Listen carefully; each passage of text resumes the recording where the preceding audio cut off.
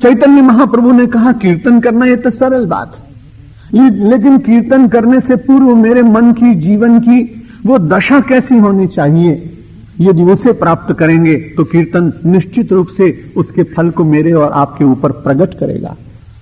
उन्होंने कहा तृणादपि सुनीचे न तरोरिव सहिष्णुना। जैसे तृण अपने को छोटा मानता है, वृक्ष अपने को सहन करता है, और सहन करने के बाद भी वृक्ष के जीवन में देने की शक्ति बनी रहती है।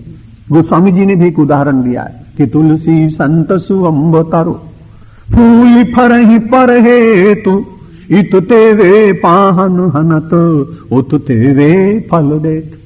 तुलसी संत सुअंब तारो।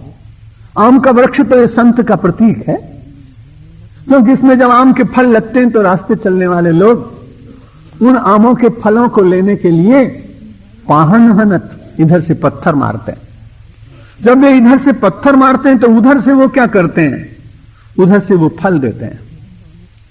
पत्थर मारने वाले ने एक बार फल ले लिया, लेकिन संत होने के कारण आम को इतनी बड़ी शक्ति मिली, भगवान ने उसको कहा चिंता मत कर, जिसने पत्थर मार के तेरा फल ले लिया ले जाने दे उसको, लेकिन तेरा कोष बंद नहीं होगा।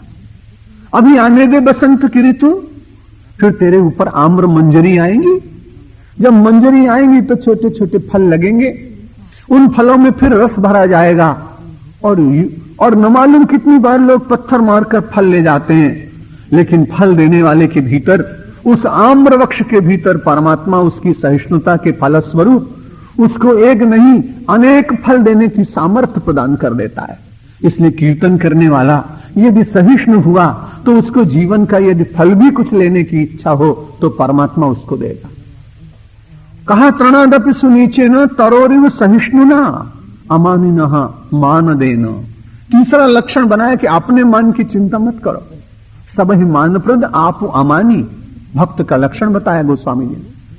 जहां तक बन सके आप दूसरे का सम्मान करिए, और यदि आप दूसरे का सम्मान करेंगे तो आपको सम्मान मिलेगा। ये नियम है, जैसा आप पाना चाहते हैं वैसा आप देना सीख लीजिए, जैसा आप देंगे वैसा आपको मिल जाएगा। एक बार मैंने आपको कहा होगा कि एक आदमी नए मंदिर में चला गया, वहां उसने राम बोला, दूसरा आदमी आया उसने कृष्ण कहा, तीसरा व्यक्ति आया उसने शिव कहा, चौथा गांव का गडरिया था, कभी अच्छे शब्द बोले ही नहीं थे, इसलिए उसमें आकर उसने गालियां दी। और बड़ी विचित्र बात, जब वो उसके नीचे चारों लोग खड़े थे तो उनको भी बड़ा लगा कि मैंने राम कहा था तो राम सुनाई पड़ा, इसने कृष्ण कहा था कृष्ण सुनाई पड़ा, इसने शिव कहा था शिव सुनाई पड़ा, तो इसने गाली दी तो इसको गालियां कैसे सुनाई पड़ी। तो एक आदमी से उसने पूछा ये क्या बात है। उसने कहा बात कुछ नहीं है, बद न बोले जेर कर दूं, गर कोई मेरी सुने, ये है गुंबद की सदा, जैसी कहे वैसी सुने।